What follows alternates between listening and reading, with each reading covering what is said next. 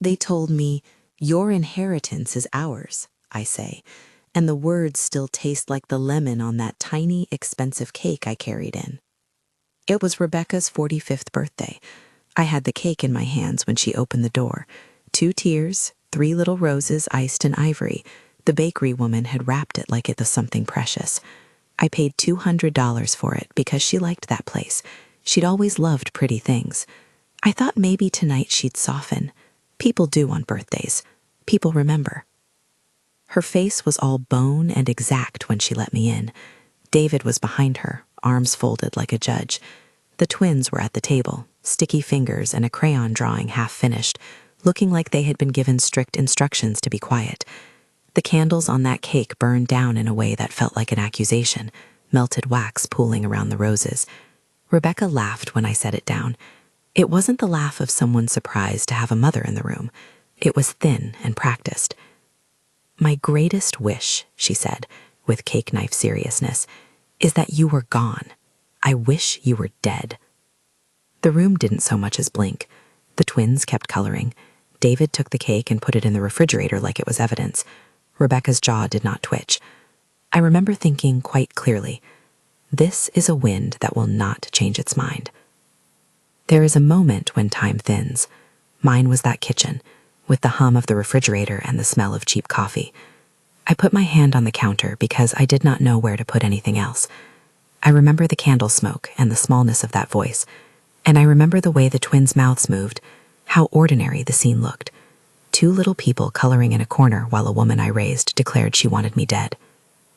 You grow a thick skin when you raise children. You need it.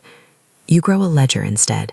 Lists of visits, nights in the hospital, checks written, envelopes hidden under sweaters, jobs taken to pay for things you promised would be there. When her wish landed on the table, it didn't smash me. It clarified me. It turned all that habit of soft forgiveness into math. I drove home with the cake still in the trunk. I did not eat it. I opened the little shoebox I keep where I put receipts and prescriptions and ticket stubs.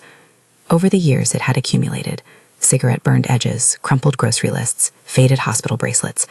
I dumped them on my kitchen table and started to count.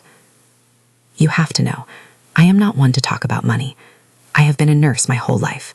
I gave blood and time and patience the way a gardener gives seasons. But I had also, quietly, become the bank for this family. I had signed on for things when the offers came.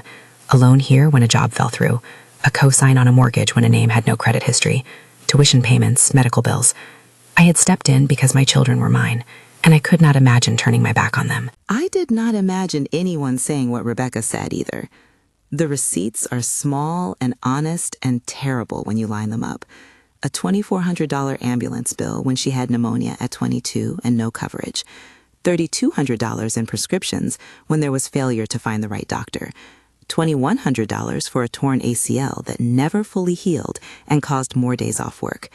$320 for a prom dress I sewed extra sequins onto because she cried at the thrift store. Then the big ones. College tuition, $80,000 over 4 years when loans had interest rates that felt like teeth.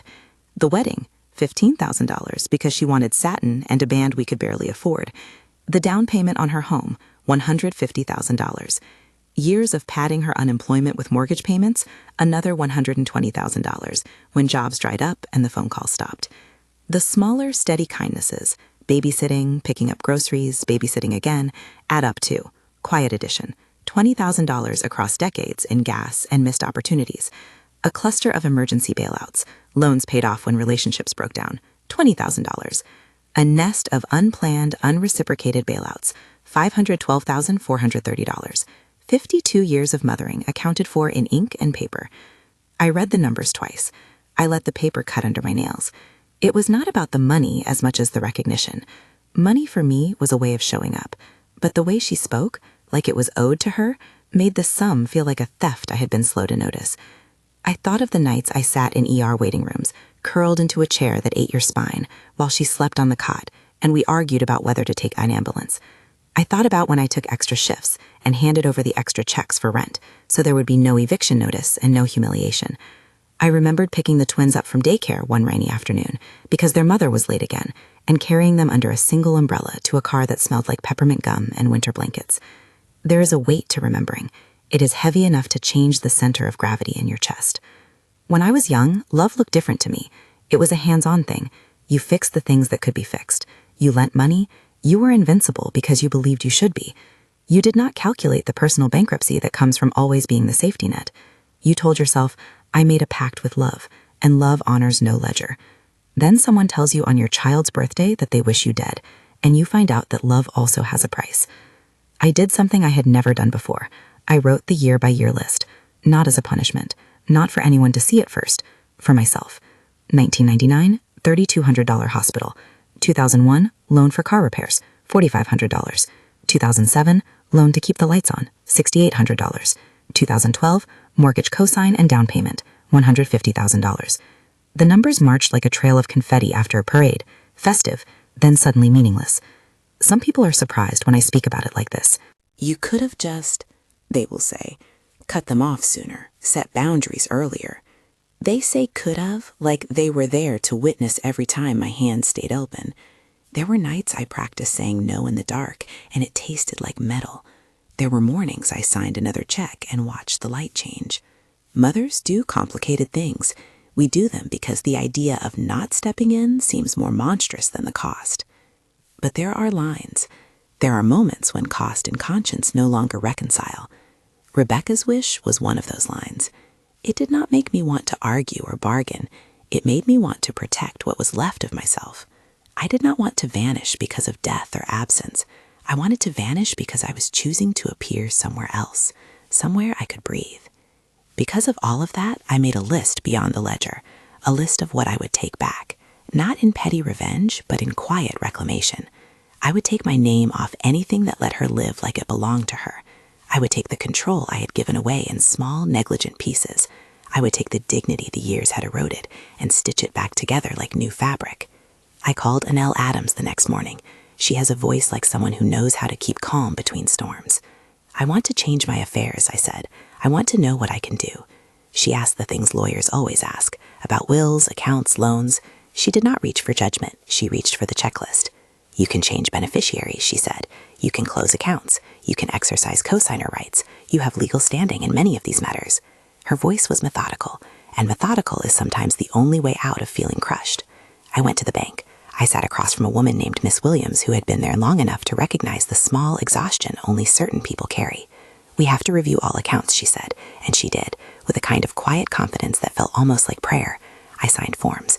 I closed a joint account I had believed was harmless. I stopped automatic transfers I had set up in what felt like a lifetime of trust. She wrote things in a ledger and slid them back to me. You know your rights, she said. You were the cosigner. There are steps. I do not tell you this to give you a checklist.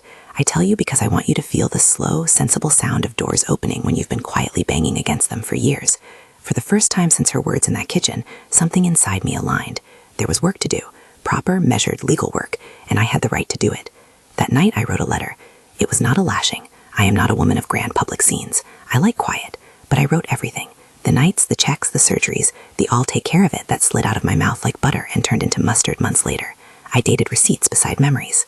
I wrote that I was not leaving because I was giving up on them, but because I had to give up on being the only safeguard for their entire lives. I included the numbers not as a weapon, but as an accounting, to be seen, to be believed. And then, on a whim that felt more like a calling than whim, I called Elvra. She had been my neighbor for 8 years, an impossibly practical woman who wore bright socks and made the best coffee on our block. She's the kind of person who can be blunt without cruelty and fierce without making a spectacle. I wouldn't have called her if I didn't need someone who could hold a plan while I plucked the courage from my ribs. When I told her, she said, if you're going to do this, don't half-step it. Make it clean, make it legal, make it something you will not regret. She laughed once, low and private. And take the cake with you, leave them the crumbs. That line surprised me into laughter. We started to plan in practical sentences. It felt almost criminal in the way ordinary people talk when they decide to keep themselves. We listed priorities: lawyer, bank, patient records for the consulate, medical checkups in my name to ensure there was no room to call me incompetent after the fact. We listed what to tell the grandchildren. No letters full of blame, only a note that said I loved them and asked them to be kind to themselves. We listed the small things that would leave the least collateral damage. It was, in its quiet, a kind of reclamation ritual, a map back to myself. I tell you this because I know what it's like to sit with the ache and pretend it is normal. I know what it's like to watch the people you raised treat your home like a stepping stool and not notice how sore their feet make you. I also know what it is to realize that the power to change your story does not require anyone's permission. It requires knowledge and the willingness to act. Before we get ahead of ourselves, let me be honest about fear. You do not walk out of a life like the one I had without fear. There were nights I lay awake imagining Rebecca in tears, imagining David furious, imagining the twins confused and small. There were nights when appetite left, and a river of panic moved through me like cold water. The ledger sat on my table, each number a little stone I could throw back into a pond and watch the ripples. I had no interest in wrecking anyone's life, but I had to stop being the entire dam. The night I decided, I packed with a kind of methodical tenderness. I took 2 dresses I liked, a pair of shoes that did not pinch, the cardigan Elvra likes to borrow, a worn photograph of my mother who taught me how to fold letters so they held up in trunks. I packed the shoebox with receipts in a different envelope and an extra copy in my bag. I made copies of important bank statements and sent them to Annelle's office. I closed my eyes and told myself a very old truth. You have given as much as you could. You are allowed to receive. There are things you cannot plan on. The first is how loud your heart becomes when you are about to do something for yourself after a lifetime of doing it for others. It made me laugh in spurts that sounded like sobs. The second is how people respond. The phone calls started before I reached the airport. Rebecca texted first, short, formal. David called. His voice was thin with something like accusation. I let a few calls go to voicemail. I did not answer all of them. I would not be the urgency they thought they owned. That felt like theft too, someone deciding a person's life could be interrupted at their whim. At the security gate, with a scarf that smelled of Elver's detergent and a small piece of folding money in my pocket, I thought of inheritance. We were taught to think of inheritance as a ledger passed down, real estate, bank accounts, heirlooms. But the word has other forms. Inheritance is also the stories you leave, the dignity you hand down, the example you give about how to love and how to say no. I had been handing down a habit of rescue. Maybe, I thought, the most radical inheritance I could leave my grandchildren was a woman who taught them how to keep her own life. That is a dangerous thing to say aloud in a family that believes entitlement is their right. They had lived for years assuming that anything I touched could be theirs. They said it plainly at that kitchen table. Your inheritance is ours. I remember the casualness of it. It was spoken like a fact, like the sun rising. I remember the way it slid across the room as if I had nothing to do with the value attached to me. I closed my eyes, and when I opened them, I had the look of someone who had met her own reflection and had decided not to bargain. People who have never had to make a choice like this imagine revenge or drama or huge courtroom battles. Those things are for movies and late-night television. What this was for me was practical. Paperwork, a letter, a plane ticket, a plan to land someplace I could learn to breathe without scanning my phone for messages that told me who I was allowed to be today. The plane window blurred past as clouds rolled under our wings. Someone across the aisle was watching a movie too longly. A child cried for 30 minutes. I held the envelope with the receipts and the page where I had totaled everything. I read over it until the numbers felt like a foreign language I could not translate. When I added them up, when I let the weight of 50-some years of making things right press on me, the conclusion was simple. I could buy myself a life. I am not saying I expected applause. I did not expect to walk into the street and find neighbors cheering. What I wanted was quiet breathing space. What I wanted was a place where my dignity could be returned to me. But even as the airplane hummed and the clouds moved, I knew the story was not finished. There would be arguments, and there would be attempts to paint me as weak or ill. There would be lawyers on the other side, and people calling the social services. There would be that peculiar kind of betrayal where your role becomes the explanation for other people's failures. People would line up with opinions about whether a mother can ever step away. If you are watching this and you have been the safety net, I know what your nights look like. If you are watching and you have been the child who expected to be caught, I am not here to shame you. I only want you to imagine another scene where neither mother nor child is eroded by assumed rights. Imagine boundaries that are not prison bars, but gentle fences that protect the flowers. Before I go on, before I tell you everything that came after the plane, the tests, the calls, the legal filings, tell me very quickly where you are watching from. Drop one word in the comments about what family means to you. I want to know the spaces where this story touches real lives. We landed. The air smelled different. I took my small case down the concourse. The town we chose first is not the one I would keep, but it was practical. Somewhere with a consulate and a doctor who spoke enough plain language for me to say, no, I am not ill, in a manner that meant something. I booked an apartment for 3 months. I made an appointment with a financial advisor who specialized in expats. I signed up for a language class because I did not want to spend my days translating loneliness into guilt. I called Annelle from a payphone in a train station and gave her permission to file the documents we had discussed. At first, the days were small and practical. A new card, a bank check, a class I went to that had more people than desks, a walk by a lake that was wide enough to swallow the city's appetite. I learned the names of 2 kinds of cheese and the word for market. I learned how to carry my own groceries without thinking about who would fetch them for me. I felt, unexpectedly, like a woman in training to be herself again. Of course, this is the part where things get complicated. It is never as neat as the ledger or the letter makes it seem. Rebecca did not sit back and breathe. She did exactly what someone afraid of losing an assumption would do. She tried to make me the story of her fear. She called social services and made a claim about my mental state. She sent messages to David and tried to frame my leaving as abandonment. She begged my grandchildren to be careful.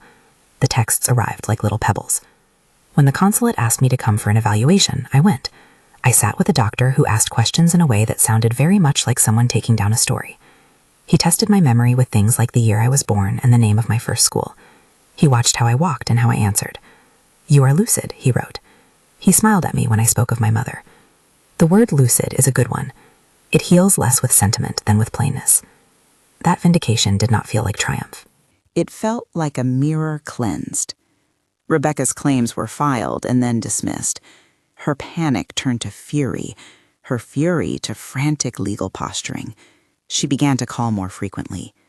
David left one message that sounded like someone trying to find a tone somewhere between apology and entitlement. "We just need you to come home," he said. "We're the family." Home is a complicated word. It is not always a house. Sometimes home is the expectation that certain people will always be there to make life livable. When that expectation turns into a demand, it becomes something else. I had been the foundation to hold up their expectations for years. I did not think I had to be their foundation forever. I would later learn more about cosigner rights, foreclosures, transfer laws, and the practical mechanics of financial recourse.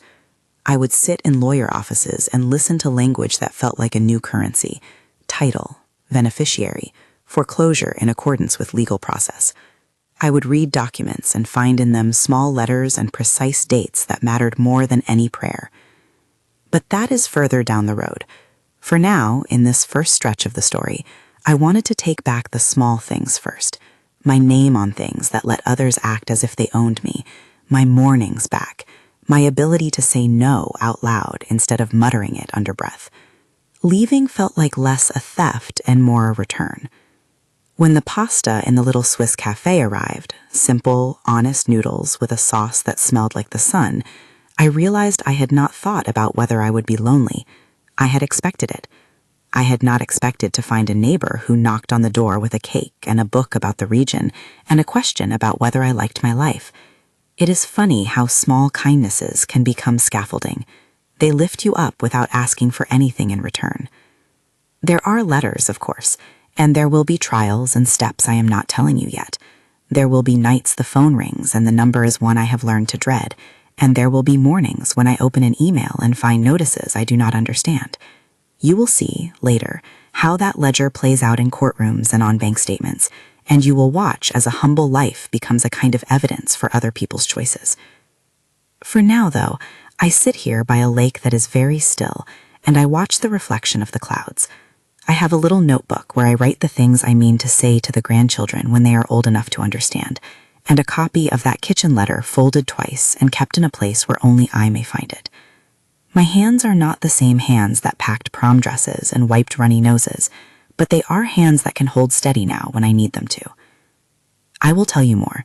There are steps that involve banks and foreclosures, and a kind of legal vindication that is quiet and not satisfying in the way people think of vindication. There will be a day when people learn what your inheritance is ours really meant, and what it did not. There will be a day when I look at the ledger and see that the math worked in a way I had not expected. But those are chapters that come after this, after the bag is zipped, after the attorney files the papers on my behalf, after the first interview that made my story travel further than my phone could. For those who have felt the slow erosion of giving without receiving, you are allowed to take back your life. For those who grew up thinking entitlement is inheritance, there are lessons in dignity you will learn that are not taught by taking without asking. If you want to know the mechanics of what I did with the bank or how the foreclosure unfolded, I will show you the papers and the process, step by legal step.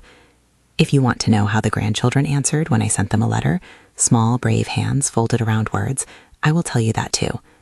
Right now, though, I am going to close my notebook and walk down to the lake again. The rest of this story is full of small legal rooms and long conversations, and those deserve the same care I gave to every receipt on my table. If this has touched you, if you have felt something click in your chest, consider subscribing and sharing this video with someone who might need a measure of courage. There are more pages to this story, and for the rest, I will be honest, raw, and careful. I closed the notebook and walked down to the lake because movement calms the mind when the heart has been rearranged. The water was the color of old coins and quiet in a way that made my own thoughts sound less like accusations and more like instructions. I read my letter again, the one folded twice, and felt the edges of the words as if they were stitches. They had to be neat. They had to hold. The next weeks after that first breath were painfully ordinary in the way legal processes always are. Forms, phone calls, appointments that lasted twice as long as they needed to, and the small, steady work of telling the truth in places built to test it. Annelle sent documents on my behalf. She asked me to sign things I did not understand at first, affidavits, authorization letters, powers of attorney that had been written to protect other people and suddenly began to protect me. She spoke to Mr. Martinez at the mortgage office and to Miss Williams at the bank. She made a record of the payments I had made and of the checks I had kept. All of those things, my receipts, my ledger, the envelope I had kept like a secret talisman, began to mean more than memory. They became evidence. What surprised me in those months was how methodical bureaucracy can be. There is something almost humane about forms that require detail. You sit under fluorescent lights and slowly line up dates and amounts until the messy story of your life looks like a spreadsheet. It is not pretty. It is not cathartic in the way people imagine. But it is precise, and precision carries weight. Rebecca responded to the filings the way someone responds to an inconvenience that threatens comfort, with escalation. The calls became sharp.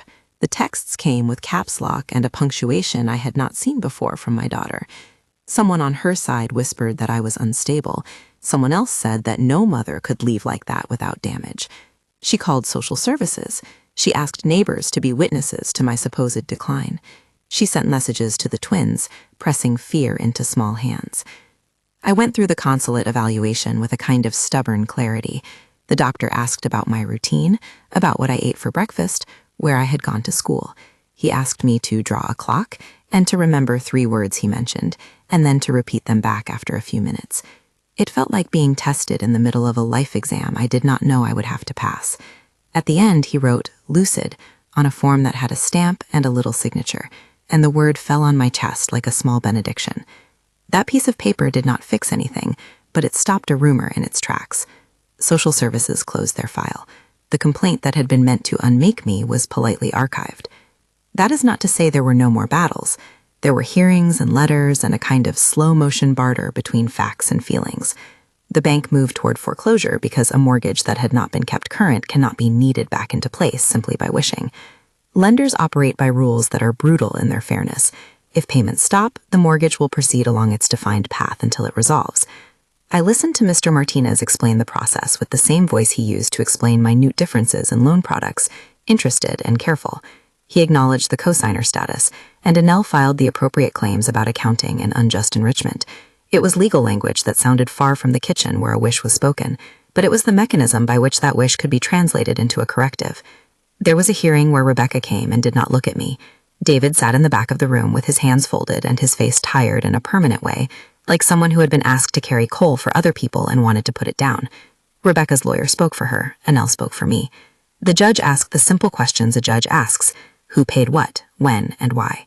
The ledger I had kept, my 50 years of small kindnesses catalogued in ink and receipts, was suddenly not only memory but testimony. The legal process, with its dry cadence, took the shape of my life and made it legible to people who only read documents. When the property was sold in accordance with the legal process the bank had initiated, the numbers landed like stones you cannot hold and must accept. The sale cleared the outstanding balance. The bank reconciled accounts. Annelle negotiated a settlement that recognized the payments I had made and the down payment I had advanced. Because I had been careful, because I had kept canceled checks, because I had asked for receipts and copies, and because I had a lawyer who refused to be rushed, I recovered a sum that, when it arrived into an escrow account, felt both vindicating and strange. To be clear, I did not consider this money a victory parade. It was reimbursement for a life's worth of wounds administered in small increments.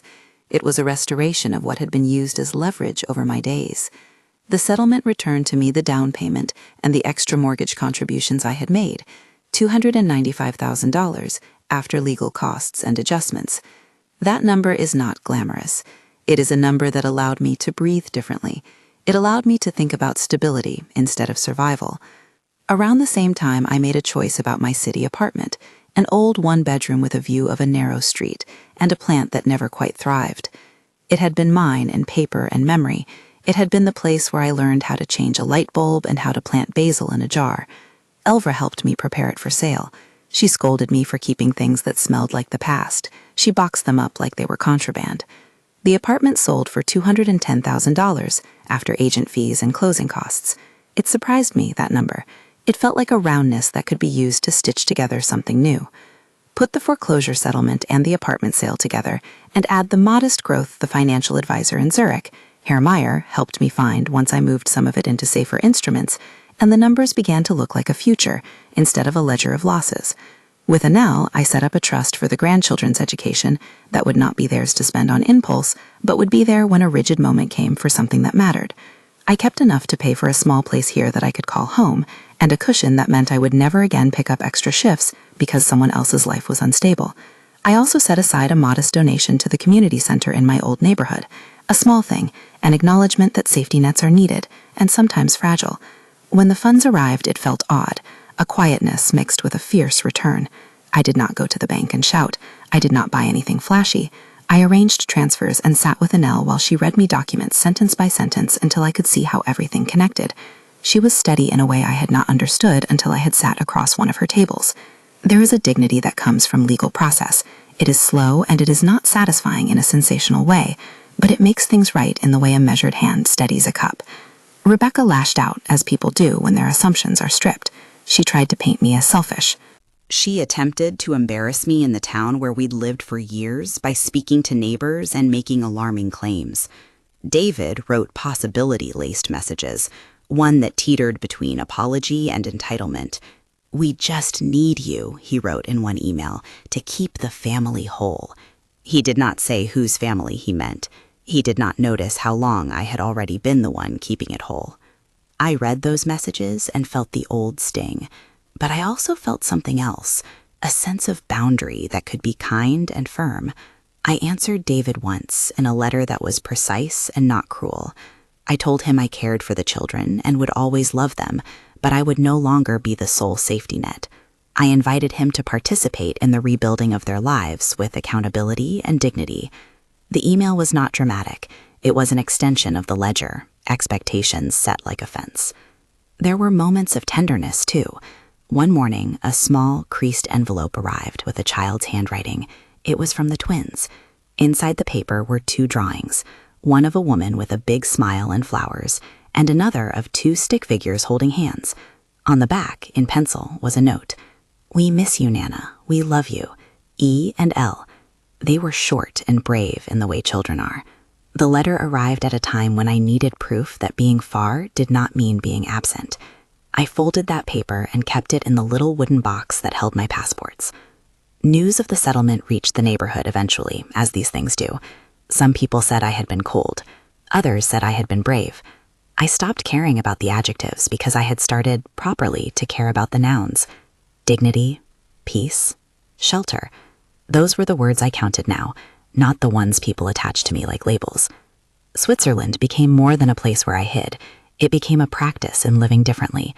I hired Ermeyer after an awkward first meeting. He had a habit of tapping his fingers on the table in a way that made it clear he thought in patterns, and he taught me to think about my money like a friend instead of a burden. He explained diversification without condescension and recommended safe instruments and a small portfolio tailored to someone who wanted stability and the freedom to breathe. Ingrid, the expat friend who had befriended me at a language class, taught me how to navigate the local bank, introduced me to the woman who ran the local volunteer program, and invited me to a small book club where I met people who loved stories as much as I did. I began to teach again, in a way. Not in a hospital, but in the public library where I led a monthly talk for women over 60 about finances and boundaries. It was small at first. 6 chairs, a pot of tea, a woman who knitted during my talk. But it grew. Women came with their own ledgers, with stories of children who expected, with adult grandchildren who needed to be fed by the assumption that someone else would always step in. We spoke frankly about what it means to be generous without being disposable. We shared mistakes and small victories. It was not therapy. It was practical empathy. It became a thing people started referring to when friends asked them what to do. Word travels differently now. A local journalist came to my talk and wrote about it in a small column. Someone in the paper liked the phrase reclaiming dignity and used it as the title of the piece. From that piece came an interview on a regional program. From that interview came a clip that someone posted with the caption, "This grandmother showed us how to choose herself."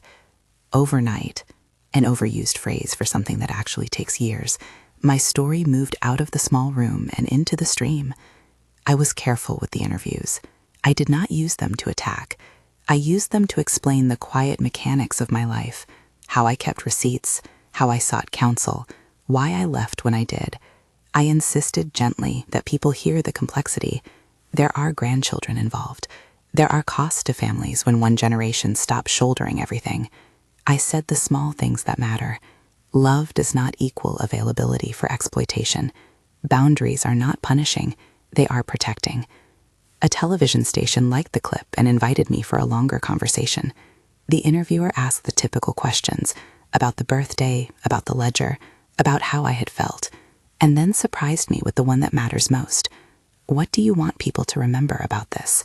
I answered without thinking much, because I had worked out the art of saying profound things plainly in the months of paperwork. That dignity is part of inheritance, I said. We pass on examples, not only bank accounts. Teach your grandchildren that loving someone means also teaching them to stand.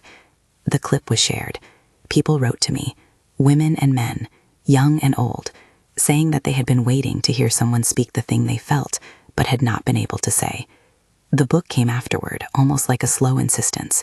A publisher reached out through the journalist and offered to buy the rights to a memoir.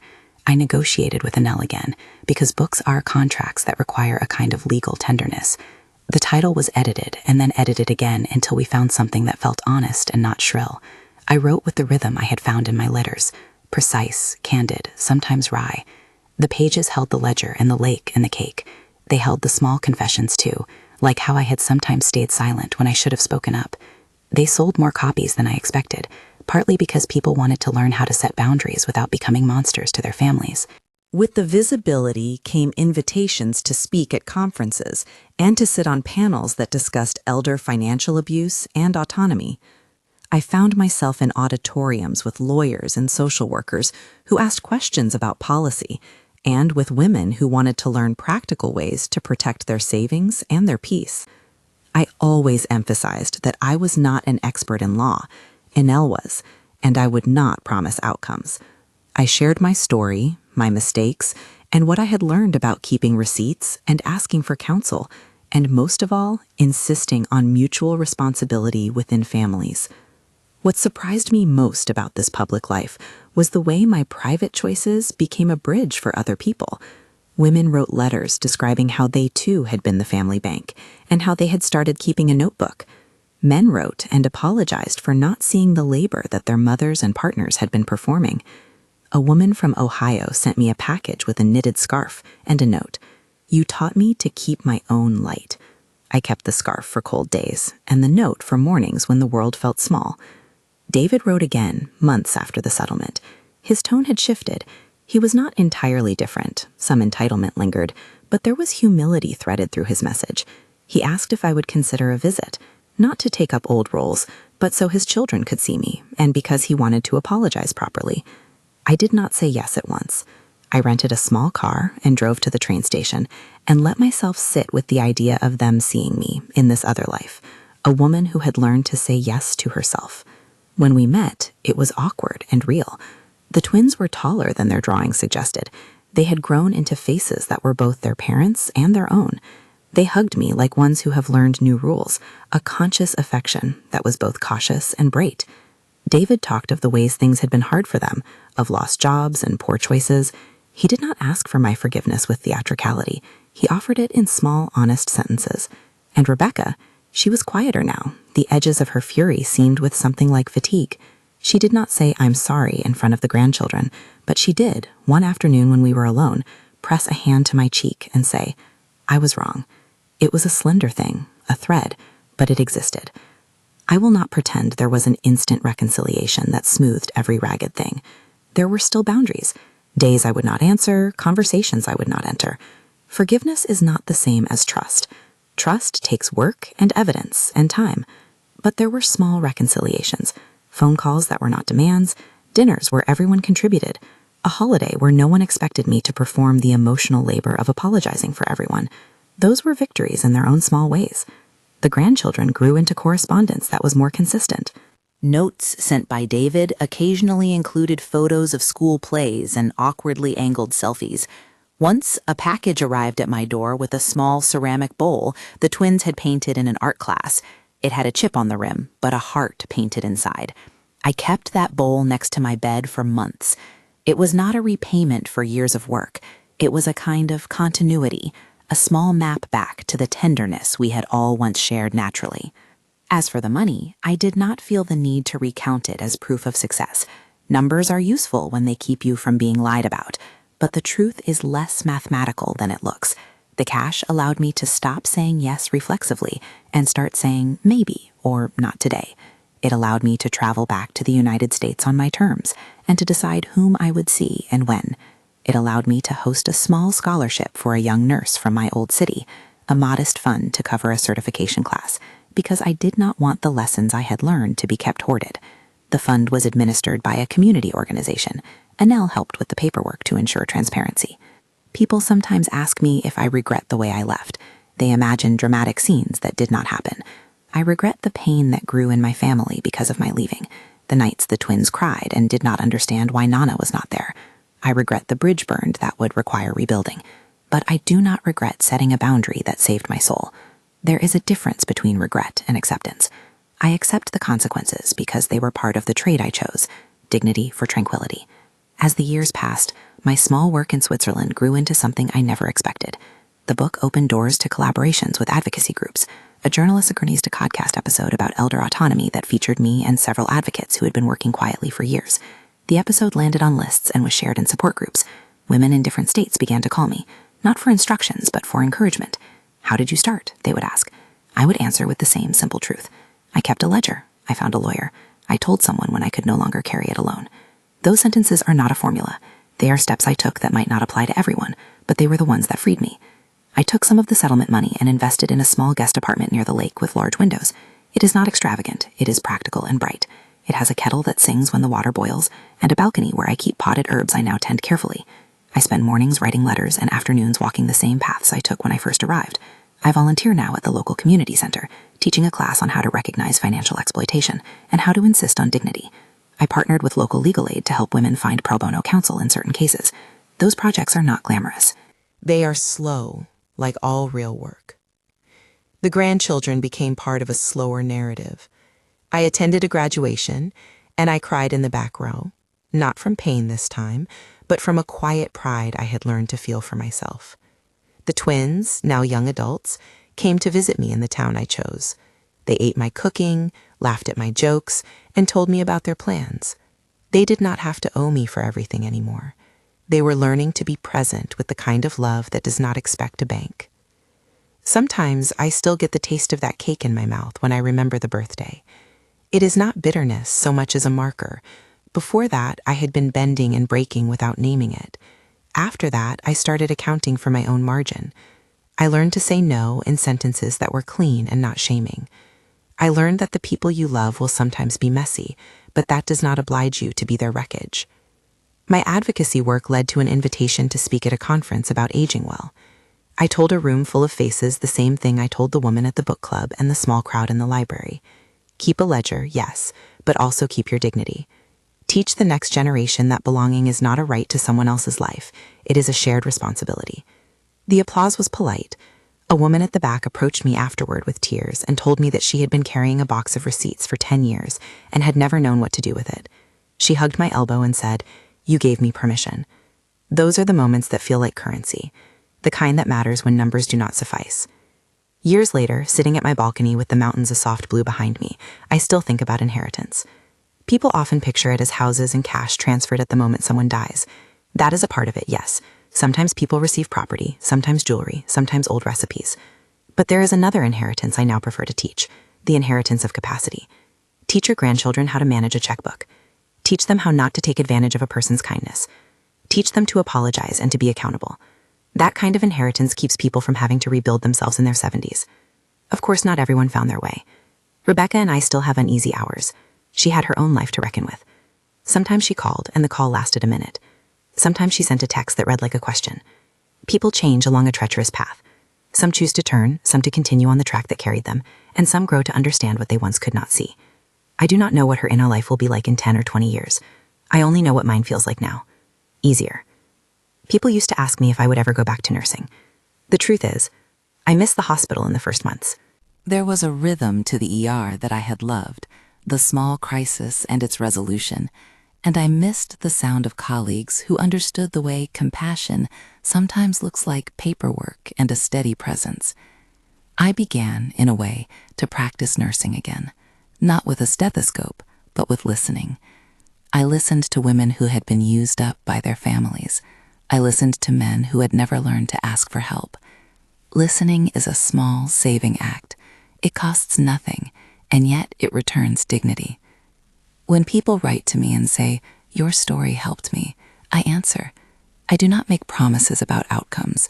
I do not hand out blueprints.